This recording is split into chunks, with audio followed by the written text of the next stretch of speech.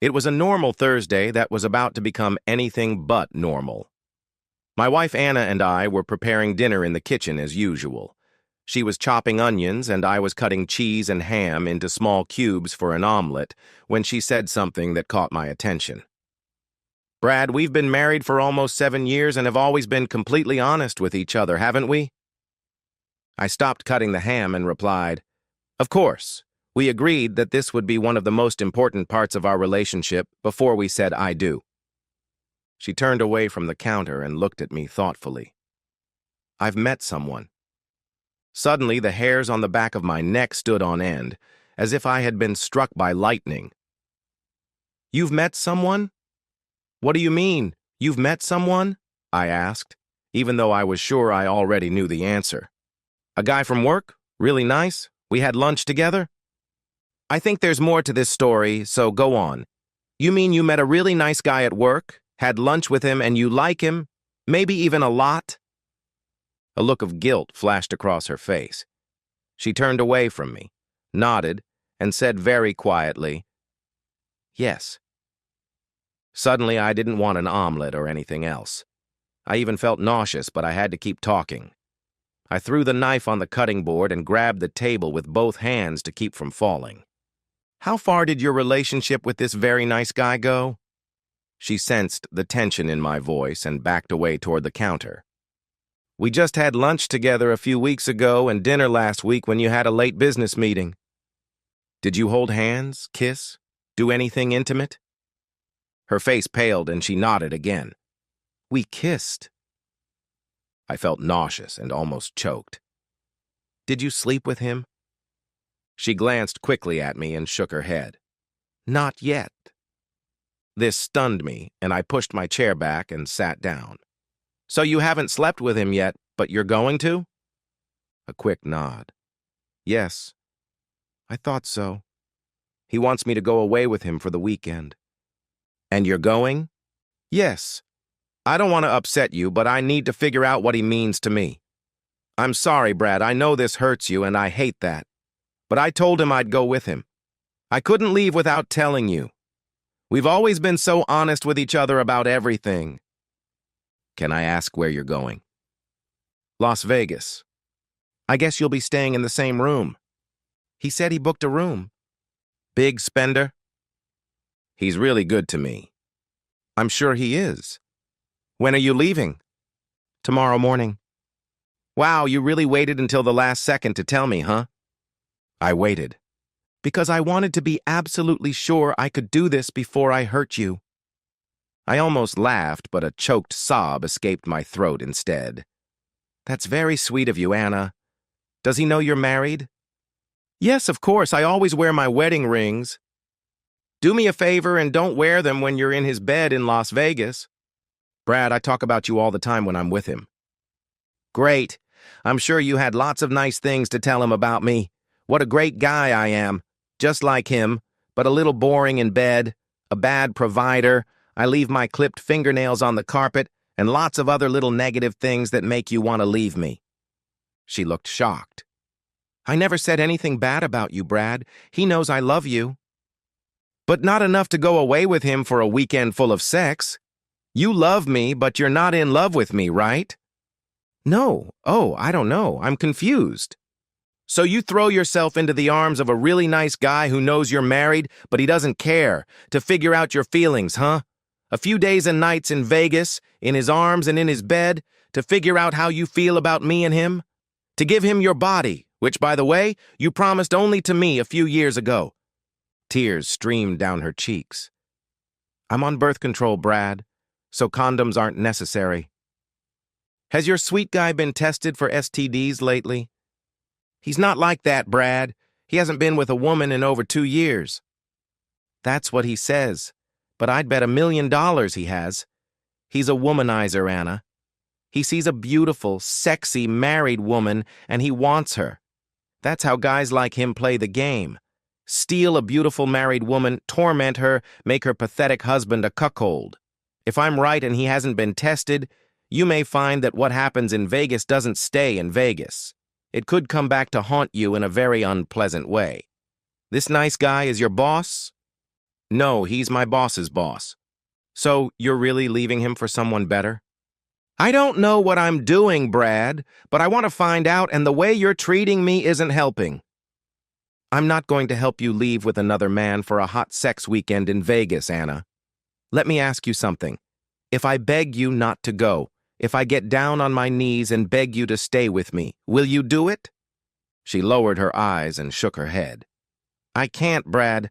I told Stan I'd go with him, and I can't break my word. At least now I knew his name. I see. You can easily break the sacred vow you made to me 7 years ago, but you can't break the promise you made to Stan. Is that right? I'm sorry, Brad. I don't want to hurt you, but I have to do this for myself. Try to understand. I knew right away that I had lost her, but the pain and suffering gave me an idea. A parting shot that wouldn't make her change her mind, but would make her think about how her actions would affect us. I stood up and turned toward the basement door. Wait here. I want to show you something. Then I'll get out of your way, and you can go. I went down to the basement and rummaged around until I found the Halloween props I needed. Then I opened our wall safe, took out a piece of paper, grabbed a hammer and some nails, and took everything to the kitchen. Anna looked at me like I was crazy when she saw me dragging the small wooden coffin we had used as a Halloween decoration up the stairs. What's that for? Just trust me. We've been together for a long time, and before we're done, I want to show you something. I placed the wooden coffin, which was about 1 meter long, on the kitchen table, knocking the ham and cheese I had been cutting off the cutting board onto the floor. This is a coffin. Well, it's a cheap Halloween prop, but it's still a coffin. And here's the lid for the coffin. This is a hammer, and these are nails. When I showed her the hammer, she started to get nervous. And this, I said, showing her the paper I had taken out of the wall safe, is our marriage certificate. I opened the coffin lid, placed our marriage certificate inside, and closed the lid. Brad, what are you doing? Put our marriage certificate back where it belongs. Why, Anna, it doesn't mean anything anymore. It's where it belongs, in the coffin, ready for burial. She started crying again. What are you talking about, Brad? It's proof that we're married. After you walk out that door tomorrow to be with Stan, it won't be true anymore. Now she was starting to lose her mind. You don't know that, Brad, and I don't know either. Oh, yes, I do, Anna. Your decision to leave with Stan, my decision to divorce you. Now sit down and listen. Our marriage certificate is in the coffin where it belongs. I took a nail and stuck it into the corner of the coffin lid. Bang, bang. I drove it through the lid and into the coffin. The sound was so loud in the small room that Anna shuddered and jumped up. This is the first nail, symbolizing the time when you had lunch and dinner with a very nice guy named Stan. I took another nail and hammered it into the next corner. Bang, bang. This is the second nail. It symbolizes the passionate kisses you gave to a very nice guy named Stan. Anna looked at me with wide eyes and trembling lips. Bang, bang, bang. I hammered the third nail into the second-to-last corner. This nail means that you agreed to go to Las Vegas for the weekend with a very nice guy named Stan. I took the last nail and placed it against the lid in the fourth and final corner of the coffin. Bang! I hit it once, hard enough to drive it firmly into the wood. That's the fourth nail, Anna. You've heard the expression, the last nail in the coffin. The nail that seals it forever, that irrevocably seals the fate of whoever or whatever is inside. This last nail is only halfway in, but our marriage is inside that coffin. And when you walk out that door in the morning to drive off to Las Vegas with that nice guy Stan, the last nail will be driven into the coffin, and our life together will be over, irrevocably and irreversibly. You can't be serious, Brad. You can't leave me because of one mistake. I'm not leaving us, Anna. I'm leaving you. I loved you with all my being. You are the most beautiful, most sensual woman I have ever known, and it has been an honor and a joy to be your husband for the past 7 years. No, I'm not the one leaving us. If I could, I would climb into that coffin with the proof of our marriage and be buried with it. Oh, and to satisfy my curiosity and drive the dagger deeper into my heart, I have to ask. If I look in the suitcase you're packing, will I find sexy panties and bras? Or maybe the beautiful negligee you bought especially for this occasion? Anna didn't answer. She just continued to cry quietly, but the look on her face gave me the answer. I thought so. Now I'm leaving. I don't want to be here to witness your final betrayal. I'll be back to get everything I need within 2 weeks of your departure with Stan. If you have any free time while you're in Vegas, although I suspect you'll be too busy warming Stan's bed to think about anything else, you can think about what things from the house you'd like to take. When you come back, I won't be here, but my lawyer will contact you in a week or two. I grabbed my jacket, left the house, got in my car, and drove away. I had just experienced the most horrible evening of my life and felt dead, numb from the tips of my ears to the tips of my toes. I didn't know where I was going, and I didn't care. I just wanted to get away. I knew I wouldn't be able to eat anything, so I found a Motel 6 on the opposite side of town from the airport. I didn't want to give in to the temptation to hang out in the departure area to see what Stan looked like. That really nice guy. It didn't matter if he was better than me, or at least not worse.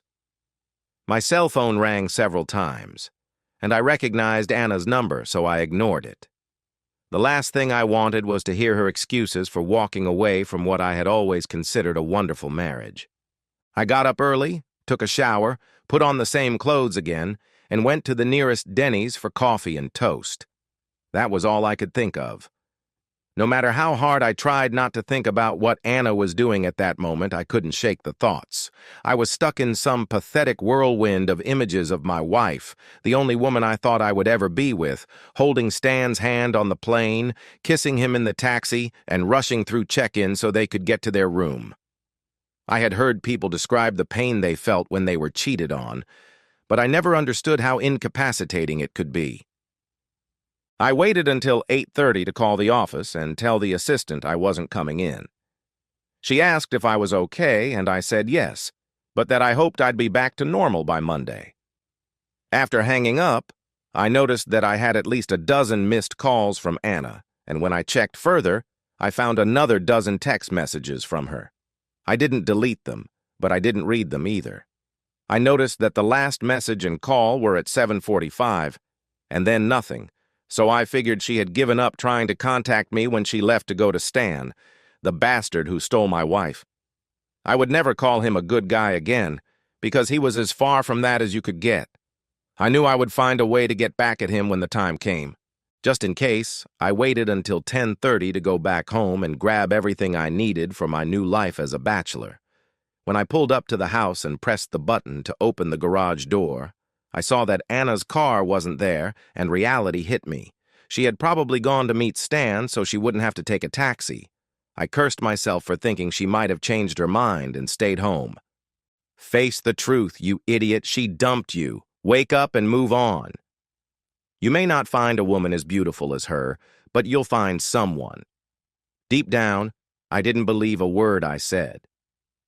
The house was eerily quiet, and looking at it with the stunned eyes of a man with a broken heart, I felt strange.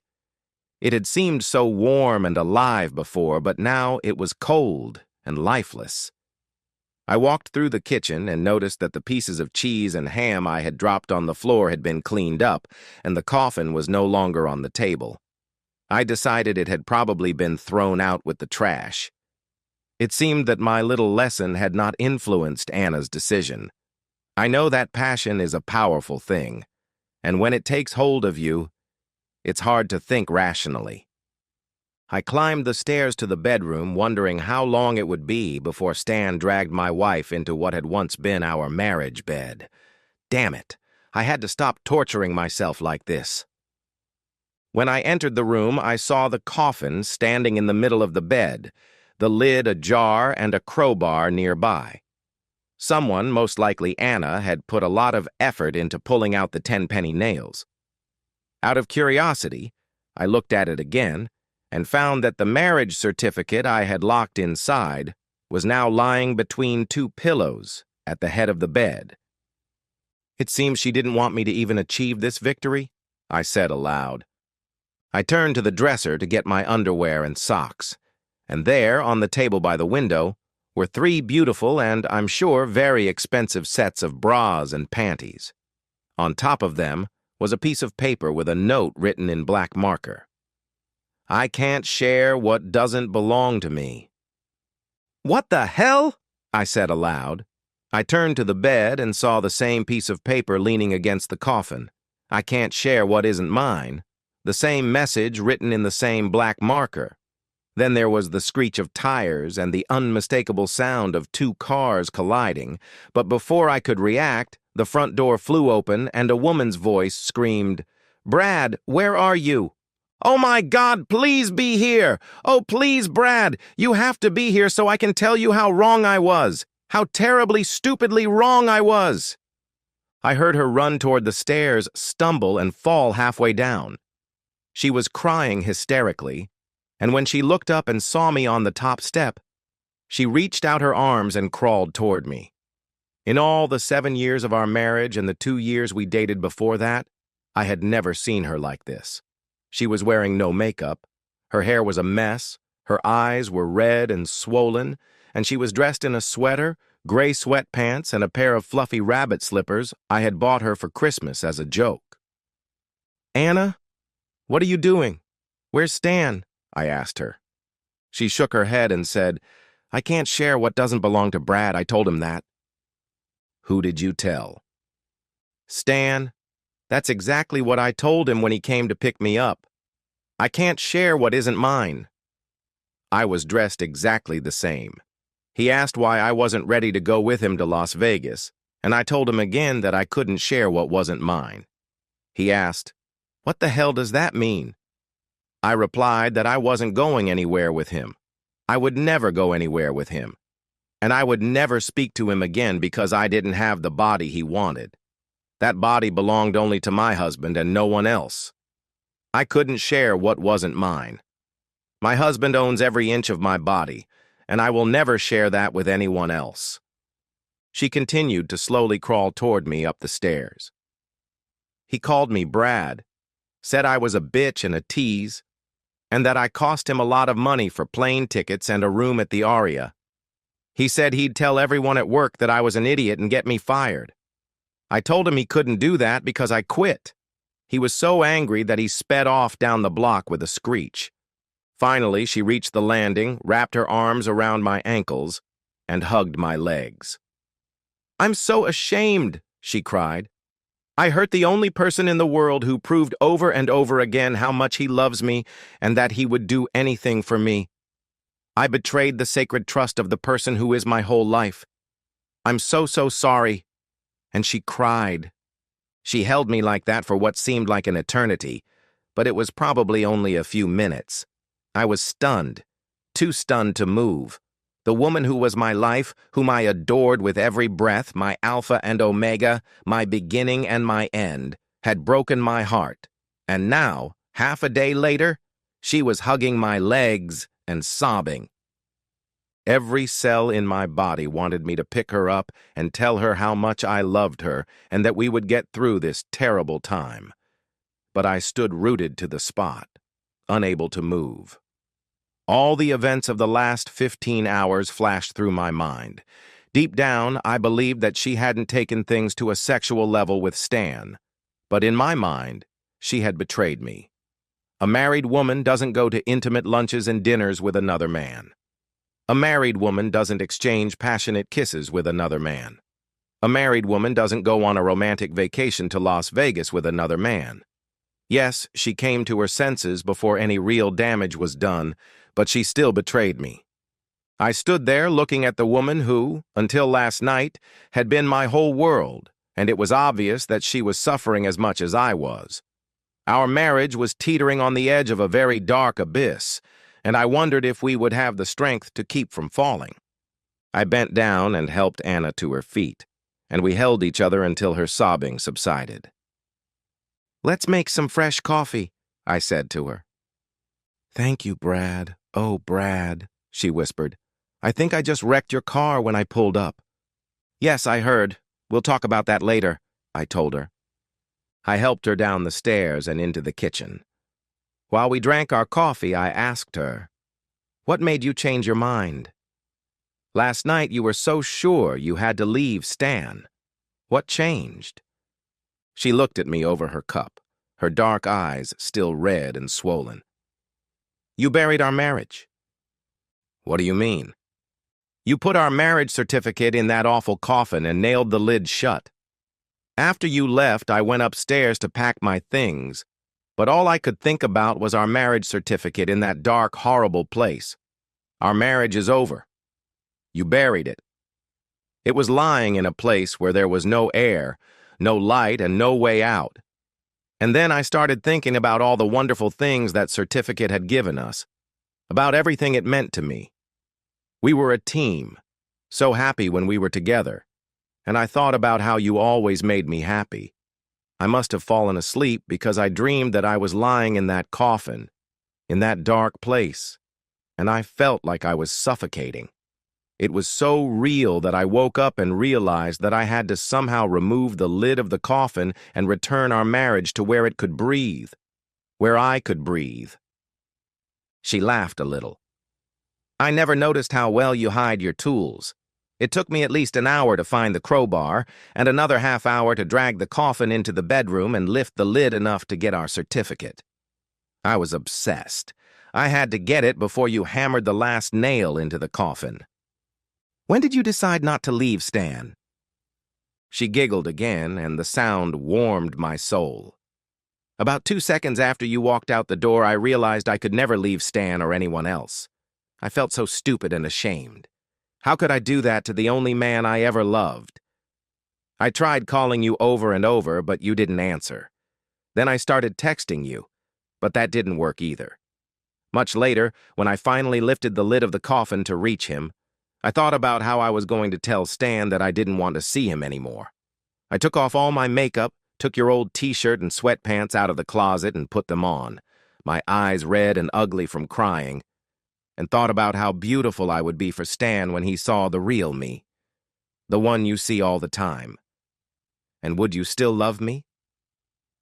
You are the most beautiful woman I have ever known. Even now, you look perfect.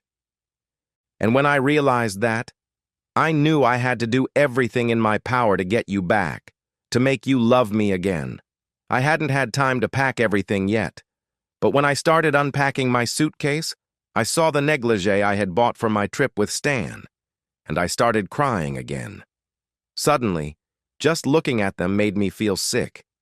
They were the last reminder of my betrayal, and I had to destroy them, so I took a pair of scissors and cut them all up. You know they cost a lot of money, but I couldn't look at them, so I destroyed them because I thought they had destroyed you and our marriage. Then I went to where I kept our marriage certificate, took it out, and studied it carefully. It's very simple.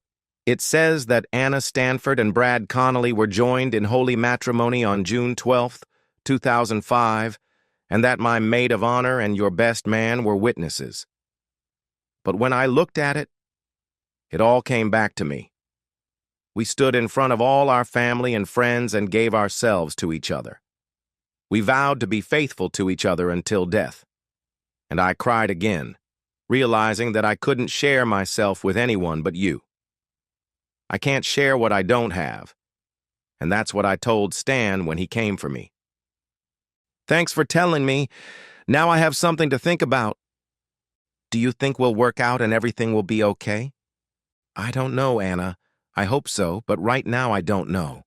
You almost killed me last night. I had never felt such pain in my life. I felt so betrayed, so alone, so helpless. Can you imagine what it's like to know that the only person on earth you love more than anything else, the person you've always trusted unconditionally, chooses another man over you? She burst into tears again. Oh, Brad, I'm so sorry. I wasn't thinking straight. I'll do anything to make him better, even die if it helps. That won't help. I want you to live and be happy. And more than anything, I want to trust you again. It won't be as hard as it could be because, as you said yourself, we've always been honest with each other. Even last night when you told me how you felt. I thought I felt that, Brad. You thought you felt that? And now what, Anna? I don't know about you, but I didn't sleep well last night. And if you don't mind, I'd like you to come lie down with me. I don't know. Maybe it's too soon for that. We don't have to do anything, Brad. I just want to feel you close to me where you belong. Her dark eyes were so imploring that I couldn't refuse. Okay, but don't play games with me, Anna. I'm still angry with you. A faint smile appeared on her lips. As you say, dear. She crossed herself, took my hand, and led me upstairs to our room. No nonsense. For several months, everything went on as usual. No matter how hard I tried, memories of that night would pop into my head from time to time, and I would become sullen.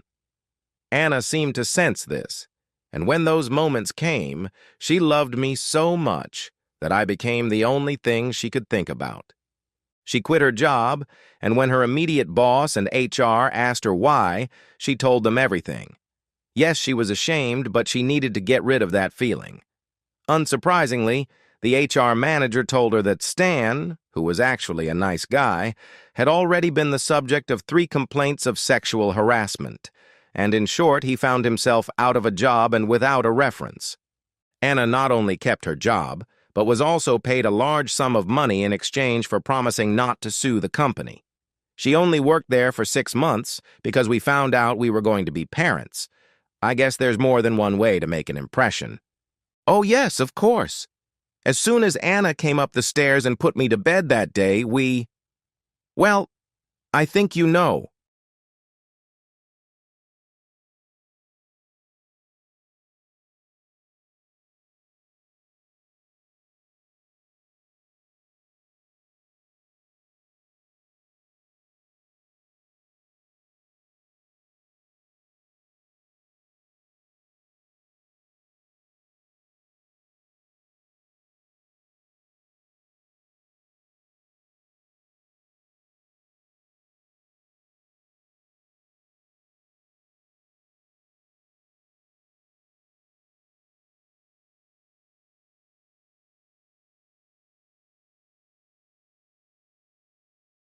When our financial situation allowed us to move to a more prestigious neighborhood, Janice, I'm Neville, and I chose Blueberry Way, a cul-de-sac with 10 houses. The numbering was traditional English, odd numbers on the left, even numbers on the right, so our house, number 9, was the last one on the left. The backyard sloped slightly down to the river, ending in a small fence and a narrow bank. Not exactly ideal for families with small children. But that didn't bother us. We didn't have any. Across the street, house number 10 was for sale, a little cheaper than ours, with a smaller backyard. But we chose this one because 9 is my lucky number.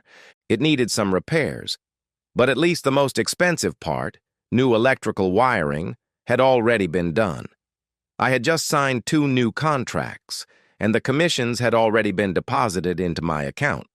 Except for a few trips during the week, I mostly work from home, so I had plenty of time for repairs. Winter came, and we gradually got the house in order, installing heated floors. I was able to do most of the repairs myself, except for the plumbing. And Janice was a master painter. She painted a mural on one of the living room walls that was so beautiful that we joked it was more interesting than television. One frosty December morning, Janice was running a little late for work. I took the keys to her Renault and put the kettle on to boil some water, not too hot. First, I poured water on the windshield, then the other windows. Then I started the engine, turned the heat on full blast, and wiped the windows with a scraper. I thought it was funny that it was exactly 9 miles to Janice's office, and on that day, the odometer read 9,018 miles.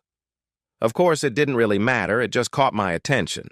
It wasn't often that the odometer showed a number divisible by 9, since she also used the car for shopping, and on weekends that number might not appear until the new year.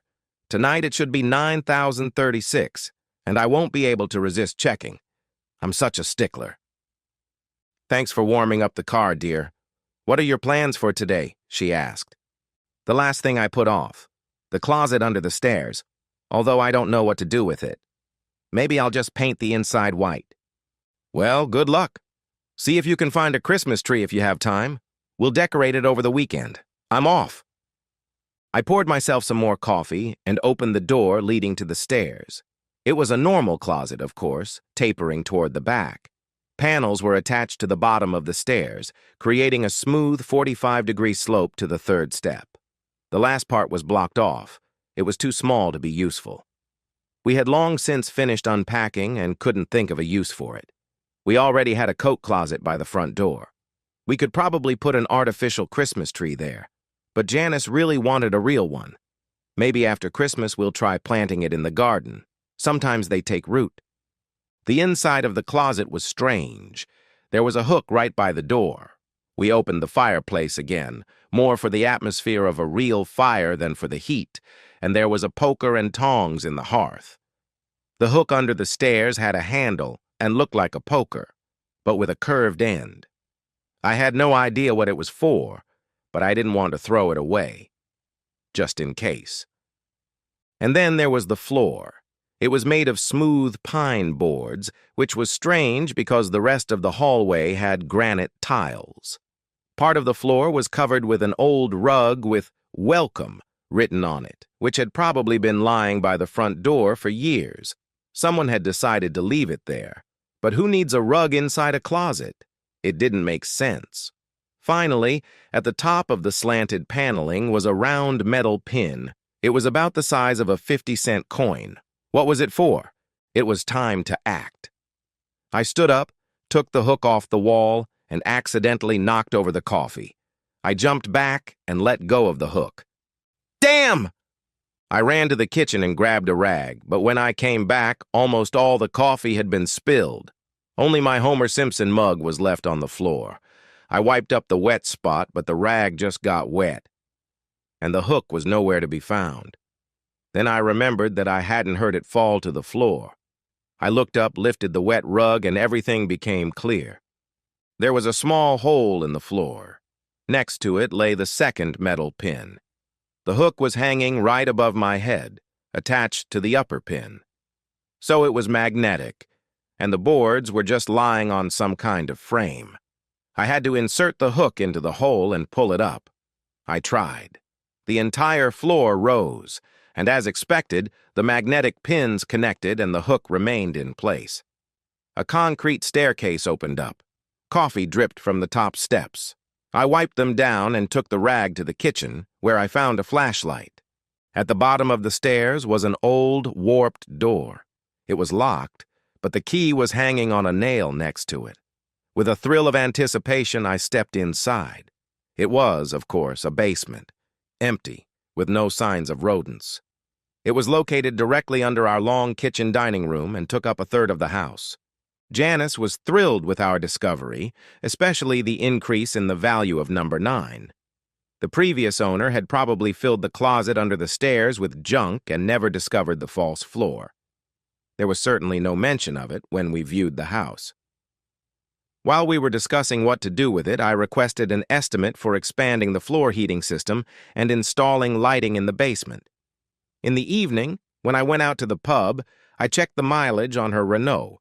9,036, of course. Sometimes I annoy myself. The next day, an expert came and inspected the basement. It was dry, with no signs of rot or damp, but very cold. However, there was no cell phone reception. A check of the 1960s blueprints showed that every house on Blueberry Way was supposed to have a basement, but the notes on the documentation indicated that they were too expensive. Our house, located on the corner, was the first to be built and was the only one with a basement. Will the existing boiler be able to handle the extra load? I asked the contractor. No problem. Your heating system is zoned. I'll install another thermostat and timer there. Just follow the rule. Only heat the rooms you use. The timer should turn off the heat upstairs at, say, 7 in the morning. Close the doors to all rooms that are not in use. You will only have problems with the boiler if you set the maximum temperature for 24 hours a day throughout the house. I left him to draw up an estimate and said I would contact him in a day or two. He guaranteed that all work would be completed before the holidays. The following Tuesday, I had to go on a business trip. "Where are you going this time?" Janice asked. "To that company in Liverpool. The train leaves tomorrow morning and I'll go straight to the hotel. I have a meeting at their office on Wednesday morning. I'll be back in the evening." "Okay. Are you going to the station by yourself?" "Yes." "Okay, then I'll put the car in the garage." "Yes, do that. While I'm away, think about what you'd like to do with our spare room, dear." "I'll think about it, but I'm not going downstairs. It's cold there." On Tuesday morning, it was freezing again, and I had to warm up in the bathroom. The odometer read 9,124 miles. I received a particularly tender goodbye kiss. "Be sure to call me when you get to the hotel, dear, so I know you arrived safely." "Of course." She left for work. I have a small bag for overnight trips, which I put on the passenger seat of my Audi and drove off. I closed the garage door with the remote control. Janice has the other remote. When I returned home on Wednesday evening, I was greeted warmly. "How was the meeting?" "Better than expected. They signed a 2-year contract without asking for a discount. We can afford one of those vacations we talked about for next summer. You wanted to go to the Seychelles, and I want to go to Prague and then to the Dalmatian coast. I'll pick up some brochures tomorrow." She squealed with delight. I hoped she would agree to Prague. On Thursday morning, when I took the kettle out to her car, it was very cold again. I noticed that the house opposite, number 10, was decorated with Christmas lights. I suppose if there was ever a moment when suspicion began to dawn on me, it was then. The mileage should have increased by 4 9-mile trips to 9,160. Even more if she stopped somewhere for dinner or shopping, but it shouldn't be less. However, the odometer read 9,142. 2 trips, 1 to work, 1 home. Did someone give her a ride yesterday? I called her at work, so she was definitely there. "Is everything okay with the car while I was gone?" "Yes." "Yesterday and Wednesday? Did she drive you to work both days?" "Of course." "Why do you ask?" "I thought I heard a knock when you left. Probably just the cold." "No, everything's been fine all week." "I must have imagined it." "But it wasn't my imagination, was it? I sat at my computer in my office thinking about it. Maybe my wife had spent the night away from home? Maybe she was cheating on me? Soon I found what I was looking for, an app that spies on her phone. That evening, I borrowed it and connected it to my computer. A few minutes later, I put it back on charge. Now I could view all her messages, listen to her calls, and even check her phone's location. And I could access this information from my computer or phone. After she went to bed, I started with her location history. On Tuesday, she left for work, but didn't come home. In the evening, her phone was in a different part of town and stayed there all night, while her car remained at work. She didn't return until the next day. That meant she had only driven 18 miles. It made sense that she must have gone to a coworker's place and spent the night there, and it must have been planned in advance, since she didn't come home to change clothes. She must have left her clothes in the car. Of course, it could have been a friend, but why lie about the car? She knew I would be away all night, so if it was an affair, why not do it here? Maybe there is some innocent explanation? While she was busy on Sunday, I checked her messages on her phone. They showed that her actions were far from innocent. She was having an affair with her boss, and she had spent the night at his house. I had met him a couple of times, and he was overweight and balding, hardly suitable for her. But the messages mentioned that he was expecting a promotion to director in the new year. That would entitle him to a personal assistant. He could conduct interviews for a new employee or promote Janice. I decided that a night with him would increase her chances. However, it was also clear from the messages that she didn't want to have sex in our house, especially in our marital bed, for fear that I might come home early. If I did, she decided that her absence could be explained. She had simply stayed at a friend's house. But if I came home and found her with her boss, she would have to come up with more complicated explanations. Suddenly, she got a call. I overheard the conversation. "I can't come tomorrow, Janice. I think I've caught a cold." "I hope you didn't give it to me." "There's always a chance." I started feeling congested on Tuesday evening. "We need to be careful." "Why? The flu isn't a sign of cheating?" "No, it's not that." This morning, Neville asked about my car for some reason. I'm probably just imagining things. "But you have a garage." "The neighbors won't tell him your car wasn't home last night." "You're right. I'm just being overly cautious." "Listen, I'm not tech-savvy," he admitted, "but can't you download some kind of app? Find my phone, or something like that? Then you can track it." "Good idea. I'll feel much better knowing where it is. I'm not very tech-savvy either, but I'll find someone to help me." Smart, but I could have thought of that myself. Over the next week, I acted normal, and her phone was silent. Of course, I had no way of knowing what they were doing at work, but as far as I could tell, they only had sex when I wasn't there. We heated the basement and bought a few gifts, a big TV and a DVD player. Janice and I sometimes watch erotic movies. 2 couches and a low table completed the furnishings. Now there was no reason to compromise on the Christmas tree. We had a real one in the living room, and I bought a bright artificial one for the basement. The old door was replaced with a steel one in a steel frame. I said we'd make do with it opening outwards for now and change it in January. On Friday evening, everything was ready, and Janice asked about the door. "Why is it metal?" "It's better for the stability of the house. It has to support the floor above." "I see."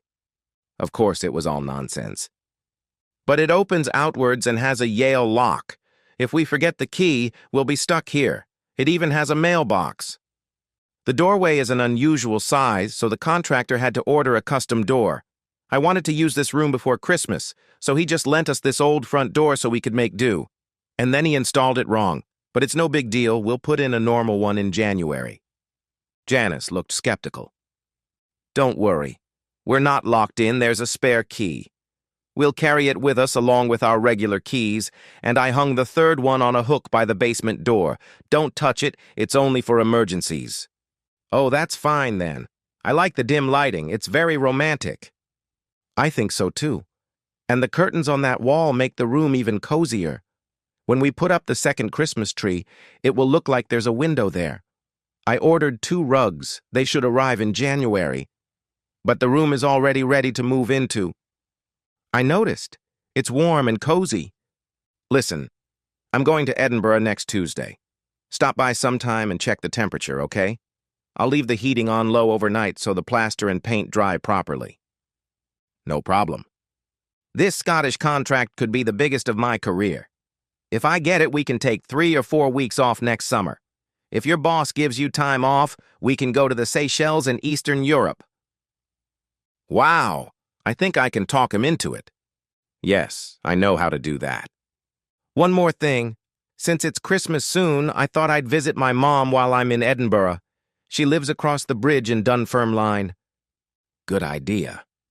"And when I get back, we'll lay out the new rugs and decorative pillows. Then we can watch porn and consecrate the couches." "Both? I can't wait." Janice and my mom never got along. Ironically, my mom always said she was a bit of a slut. At the time, I thought it was just the usual, "no one's good enough for my son" thing. But now I wonder, maybe she noticed something I didn't? In any case, it would be nice to visit her before Christmas, especially since I have nothing to do in Scotland, and no plans to fly to the damn Seychelles. That evening, Janice forgot something in the car and went out for a minute. I was ready and checked my computer. "How about Tuesday evening? My place," she wrote. "We can christen the new sofas in the basement." Are the renovations finished? Yes, everything except the carpets. So you've gotten over your aversion to sex in your own home? Yes, this time I have. It's not a problem now, I know where he is all the time, but I'm still not ready to do it in the marital bed. Nev is leaving for Edinburgh on Tuesday. He'll never be back in time to catch us. So Tuesday it is. I'll give you an early Christmas present. You'll have to unwrap it with your teeth. I can't wait. Just don't leave your car at the office. I'll pick you up after work.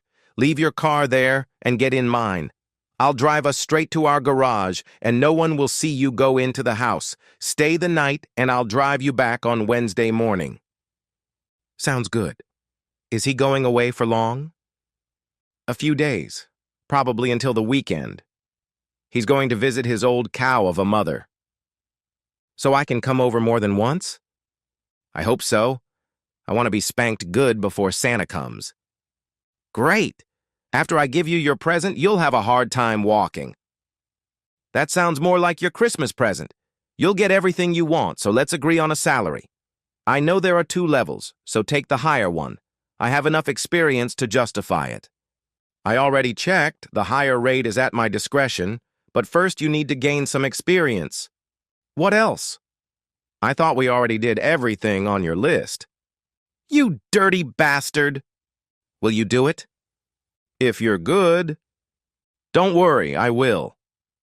On Saturday, I went to my techie friend Darren with a proposal. He always needed money. First, he confirmed that the tracking app was indeed installed on my phone. You usually have free time, I said, and you like doing small jobs for me. Cash in hand, right? Right. And I'm a little broke right now, so I'm up for anything except murder, buddy. No murder necessary. I'll take care of that myself. He didn't understand what I was talking about. How does this sound? I'll pick you up on Tuesday morning, take you to the station, and you'll take the train to Edinburgh with my cell phone. When you get to Waverley Station, send my pre-written message. You'll spend 2 nights at the Cairn Hotel, go to nightclubs, do some Christmas shopping. On Thursday afternoon, you'll come back on the train, and I won't ask you any questions. To Edinburgh? That's hours away. Yes. If my plan fails and I can't join you, leave your phone at the lost and found at Waverley Station when you return. But if the plan works, I'll join you on Wednesday. You'll give me back my phone and I'll buy you a drink. Okay, how much? The tickets and hotel are already paid for with my credit card. Taxi, money for entertainment. Let's say £200 now and another 200 when I do my job. Agreed. On the way home, I stopped by and had 2 more keys made for the front door. All Monday, I felt like I was holding my breath. On Tuesday morning, I warmed up Janice's car again, but didn't check the speedometer. It was a silly obsession. While she was brushing her teeth, I opened her purse, replaced the basement key with the new front door key, and did the same with the spare key behind the door. Yale keys are all the same, aren't they? After she left for work, I drove Darren to the train station. Then I checked into the nearest hotel. By 4 o'clock it was already dark, and at 4:30 I was on Blueberry Way. Anyone who saw me go in would have thought everything was fine. The heat had just been turned on. I left a message on the old answering machine. It ran on batteries, and there was enough power to listen to the message several times. I put it in my pocket and went down to the basement. I noticed that Janice had already picked out a porn DVD for the evening's entertainment. They were going to watch a special edition of ATM to get in the mood. Everything was ready. The wrong keys were in place, the house was warm, and my phone was in Edinburgh. Then I waited in my home office. She never went in there. Her phone was open on my computer. I saw a message from her husband. Hi, baby. Arrived safely in Edinburgh. We'll call around 10 p.m. from the hotel. Love you. Soon I tracked her leaving work and driving to her boss's house. I remembered the moment it all started when the odometer alerted me. Now everything could fall apart. What if they were still there? I knew she planned to come back here, but plans can change. She had been waiting forever. Maybe he was picking up the things he had left overnight. Or maybe they were having quick sex. I started to worry when she got back in the car. But what now? They weren't coming here. Damn it! They were heading into town. But my panic quickly subsided. I knew that street. They had ordered pizza. "Take this straight to the basement under the stairs," she said. "I'll open the wine." "That's not the right door," he shouted. "Don't worry, there are plenty of keys." I heard the bottle open and glasses clink on the tray. I stayed where I was while they settled in. I didn't hear the basement door close. No big deal, I'd do it myself. I gave them 10 minutes to eat their pizza, drink their wine, and enjoy each other's company. I double-checked that I had all 3 basement keys, then grabbed my voice recorder and quietly descended the freshly carpeted stairs. I peeked through the door and looked around the room. Her boss was sitting on the couch in silk boxer shorts, holding a glass of my best red wine. She was nibbling on a piece of meat pizza. Quite appropriate. I was shocked to see her in black stockings and garters. I had never seen them before and assumed she had changed at work. They glowed in the light of the Christmas tree. "I brought you another Christmas present," I shouted, holding up a small cassette player. Their reaction was classic. He managed to spill wine in his eyes. While he was wiping them, Janice dropped the pizza onto her tiny black thong. She froze with her mouth open as I placed it on the floor, right by the door. They only had time to say "what" before I stepped back and closed the door. It was locked, but I double-locked it anyway. I waited a couple of minutes, listening. Did I mention the basement was soundproof? Even down here, the knocking on the steel door was barely audible. Eventually, I assumed they had found some clothes. Then Janice began futile attempts to open the door, first with her key, then with the spare. If she had been outside trying to get in, she would have had a better chance. I thought I heard her pick up the tape recorder. Finally, there were panicked cries. Before leaving, I had one last task. There was a circuit breaker behind the door. I turned it off and waited in the dark, imagining what was happening inside. The lights, TV, and DVD player would go out immediately. They would never see it explode in their mouths. Or anyone else's, for that matter. Their phones wouldn't work, and the heated floors would only stay warm for a couple of hours. In fact, the only electrical appliance that would work was the cassette player I had left them. I climbed the stairs and, closing the door behind me, couldn't hear their screams and banging. I had to get the cassette player and get rid of Janice's front door keys before calling the police. I knew what to tell them. We had a terrible argument. She wanted me to leave for Christmas. I told her many times to make sure she had the keys. There are 2 of them. I was going to change the lock next week, so it could be locked from the inside. When I returned to the hotel, the house was dark.